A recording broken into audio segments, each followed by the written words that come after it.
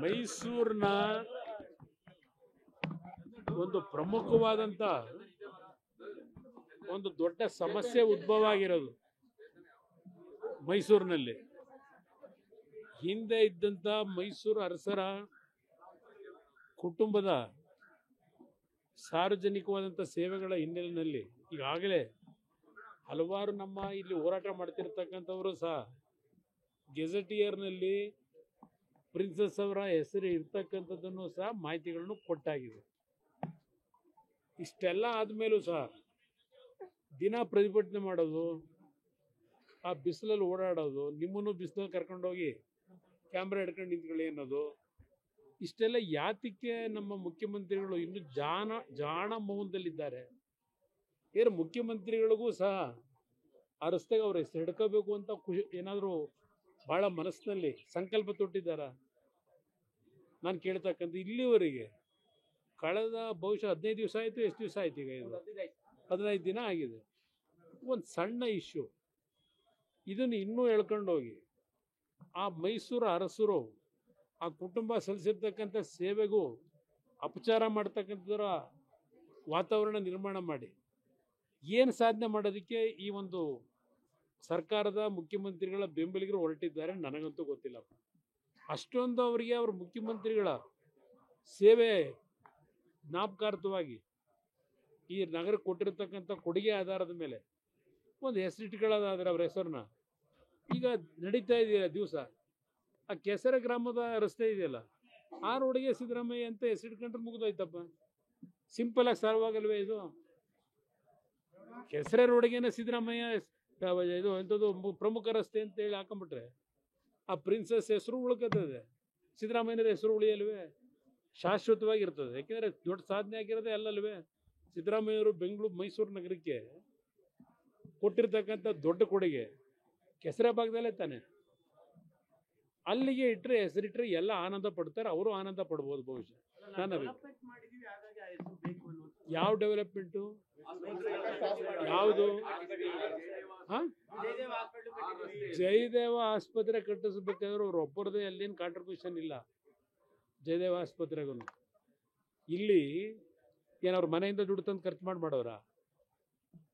ಆಗಲಾದರೂ ಅರಸರು ಅವರ ಕುಟುಂಬದ ಆಸ್ತಿಗಳನ್ನು ಅಲ್ಲಿ ಇಲ್ಲಿ ಸಾಲ ಹಡ ಇಟ್ಟು ಸಾಲ ತಂದು ಅಭಿವೃದ್ಧಿ ಮಾಡಿರೋದು ಒಡವೆ ಇಲ್ಲ, ಅವ್ರ ಕುಟುಂಬದ ಒಡವೆ ಇಲ್ಲ, ಪ್ಲೆಡ್ಜ್ ಮಾಡಿ ದುಡ್ಡು ತಂದು ಅಭಿವೃದ್ಧಿ ಮಾಡಿರೋದು.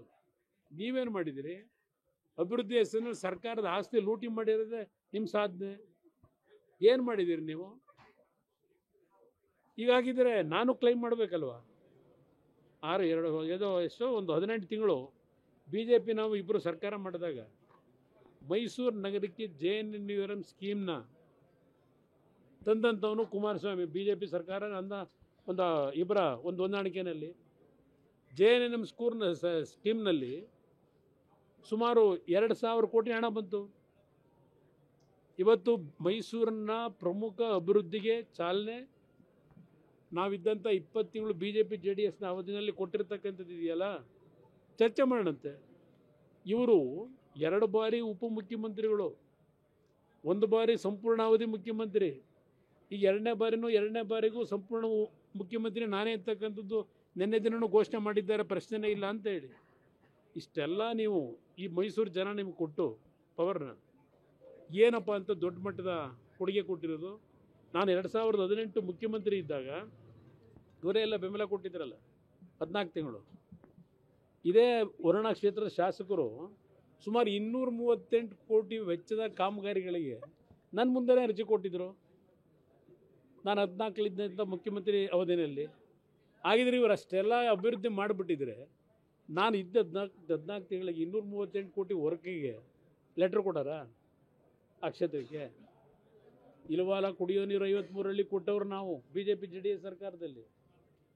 ಇಲ್ಲಿ ನಿಮ್ಮ ಮಳೆಹಳ್ಳಿ ಭಾಗದಲ್ಲಿ ಕೊಟ್ಟಿರೋರು ನಾವು.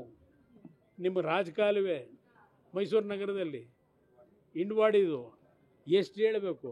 ಹಾಗಂತ ಹೇಳಿ ನಾವು ಕ್ಲೈಮ್ ಮಾಡೋಕ್ಕಾಯ್ತದೆ? ಇದು ಹೆಸರನ್ನ ಹಿಡ್ಕೊಳ್ತಕ್ಕಂಥ ಈ ಕಾಯಾಲಿ ಇದೆಯಲ್ಲ ಬಿಡಬೇಕು ಮೊದಲು. ಮೌನಕ್ಕೆ ಶರಣಾಗಿರೋದು ನೋಡಿದ್ರೇ ಅವರ ಅಭಿಮಾನಿಗಳಿಗೆ ಚೂ ಬಿಟ್ಕೊಂಡಿದ್ದಾರೆ.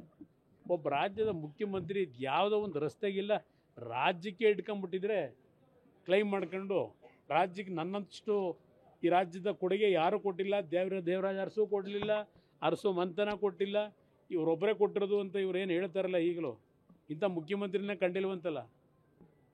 ಪಾಪ ಇಂಥ ಮುಖ್ಯಮಂತ್ರಿನ ಕಾಣಕ್ಕೆ ಸಾಧ್ಯವೂ ಇಲ್ಲ. ಹೌದು, ಮೈಸೂರಿಗಲ್ಲಪ್ಪ, ರಾಜ್ಯಕ್ಕೆ ಇಡೋದು ಒಳ್ಳೇದು. ರಾಜ್ಯಕ್ಕೆ ಇಟ್ಬಿಡಿ, ಹೆಸರನ್ನ ಬದಲಾವಣೆ ಮಾಡ್ಕೊಂಬಿಡಿ. ಮೈಸೂರಿಗೆ ಯಾಕೆ ಇಡ್ತೀರಿ? ರಾಜ್ಯಕ್ಕೆ ಇಲ್ವೇ ಕೊಡುಗೆ ಕೊಟ್ಟಿರೋದು? ಈ ನೆನ್ನೆ 15% ಏರಿಕೆ ಮಾಡಿರೋದು ಬರೀ ಮೈಸೂರ್ಗ? ರಾಜ್ಯಕ್ಕೆ ತಾನೇ ಏರಿಕೆ ಆಗಿರೋದು ಬಸ್ ದರ.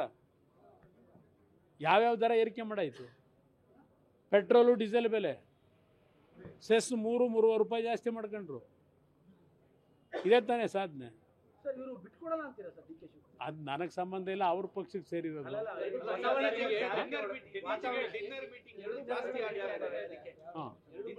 ಈಗ ಡಿನ್ನರ್ ಮೀಟಿಂಗ್ನಲ್ಲಿ ಅವ್ರು ಏನು ಚರ್ಚೆ ಮಾಡೋರೆ ನಮಗೇನು ಗೊತ್ತು? ಡಿನ್ನರ್ ಮೀಟಿಂಗ್ ಯಾಕೆ ಕರ್ಕೊಂಡಿದ್ದಾರೆ ನಮಗಂತೂ ಗೊತ್ತಿಲ್ಲ.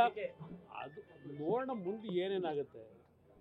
ಈಗ ನಾವು ರಾಜಕಾರಣದಲ್ಲಿ ಪ್ರತಿಯೊಬ್ಬ ರಾಜಕಾರಣಿಗಳು ಒಂದು ಆಶಾಭಾವನೆಯಿಂದ ಕೆಲಸ ಮಾಡೋದು, ಮುಂದೇನೋ ಒಂದು ಒಳ್ಳೇದಾಗುತ್ತೆ ಅಂತ ಹೇಳಿ. ಎಲ್ರಿಗೂ ಅವ್ರವ್ರದೇ ಆದಂಥ ಆಶಾಭಾವನೆಗಳು ಇಟ್ಕೊಂಡಿರ್ತಾರೆ ರಾಜಕಾರಣಿಗಳು.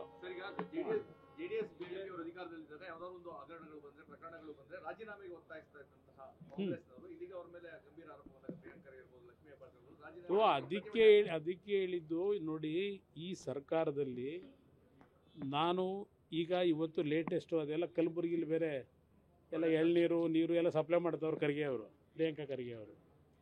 ಇಲ್ಲಿ ಎಳ್ನೀರು ನೀರು ಸಪ್ಲೈ ಮಾಡೋದು ಬೇರೆ, ಧರಣಿ ನಡೆಸ್ತಕ್ಕಂಥ ಒಂದು ಪ್ರತಿಭಟನಾಕಾರರ ಮೇಲೆ ಈ ಸರ್ಕಾರ ಬಂದ ಮೇಲೆ ಎಷ್ಟು ಪ್ರಕರಣಗಳಲ್ಲಿ ಆತ್ಮಹತ್ಯೆಗಳಾಯಿತು. ಆತ್ಮಹತ್ಯೆಗೆ ಯಾವ ಮಂತ್ರಿ ಕಾರಣ ನಾನು ಆಪಾದನೆ ಮಾಡಲ್ಲ. ಆ ವಾತಾವರಣ ಇವತ್ತು ಯಾತಕ್ಕೆ ಸರ್ಕಾರ ಬಂದ ಮೇಲೆ ದೊಡ್ಡ ಮಟ್ಟದಲ್ಲಿ ಇದಾಗ್ತಾ ಇದೆ, ಇದನ್ನು ಚಿಂತನೆ ಮಾಡಬೇಕಲ್ವೇ?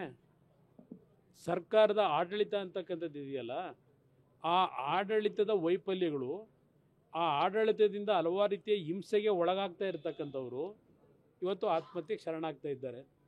ಇಲ್ಲಿ ಯಾವುದೋ ಒಬ್ಬ ವ್ಯಕ್ತಿಯ ರಾಜೀನಾಮೆ ಕೇಳೋದಾಗಲಿ, ಯಾವುದೋ ಒಬ್ಬ ವ್ಯಕ್ತಿಯನ್ನು ಕುರಿತು ನೀವು ಆಪಾದನೆ ಮಾಡೋದಕ್ಕಿಂತ ಹೆಚ್ಚಾಗಿ ಒಟ್ಟಾರೆ ಈ ಸರ್ಕಾರದ ದೌರ್ಬಲ್ಯ, ಈ ಸರ್ಕಾರದ ವೈಫಲ್ಯ, ಇದನ್ನು ನೋಡಿದಾಗ ಈ ಸರ್ಕಾರವೇ ಒಂದು ಕ್ಷಣ ಅಧಿಕಾರದಲ್ಲಿ ಮುಂದುವರಿತಕ್ಕಂಥ ನೈತಿಕತೆ ಉಳಿಸ್ಕೊಂಡಿಲ್ಲ. ಇವರು ಬೇರೆ ಬಿಟ್ಟಾಕಿ ಅದು ಯಾರಪ್ಪ ಇವತ್ತು ಅದೇ ರಾಮಪ್ಪನರಿದ್ದಾರಲ್ಲ, ಇವರು ಖಾಸಾ ಶಿಷ್ಯ, ಹರಿಹರದ ಶಾಸಕ, ಬಹುಶಃ BJP ಗೌರ್ಮೆಂಟ್ ಇದ್ದೀರಪ್ಪ, ಅದೆಲ್ಲ ಇವರ ಖಾಸಾ ಶಿಷ್ಯನ ಹಿಡಿದು ಯಾರೋ ಒಬ್ಬ ಕಾಂಟ್ರಾಕ್ಟರ್, ಅದು ಮುಸ್ಲಿಂ ಬೇರೆ, ಅವನು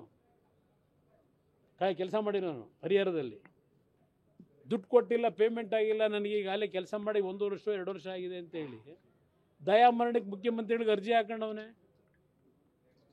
ಇದನ್ನು ಆಡಳಿತ ಅಂತ ಕರಿತೀರಾ? ಪೇಮೆಂಟ್ ಆಗಿಲ್ಲ ಅಂತ ಹೇಳಿ.